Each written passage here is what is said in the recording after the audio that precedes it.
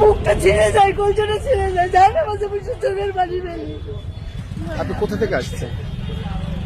আমাদের তো কিছু হয় না, তারপরেও কেন এই কষ্ট?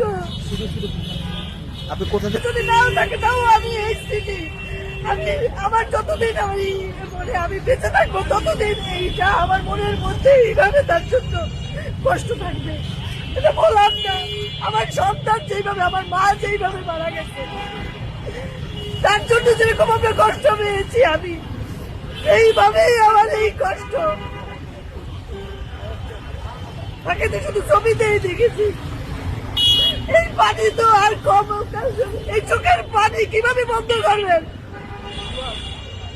আপনি কোথা থেকে এসেছেন? থেকে আসছেন? শান্তিনগর থেকে।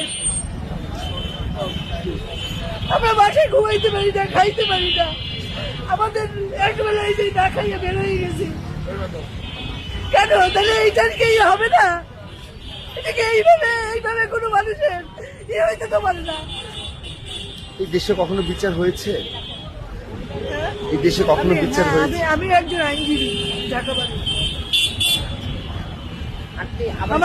আমার যদি কিছু বলার থাকে, আমার যদি কিছু করার থাকে, আমি সেই জন্য এখানে আসছি।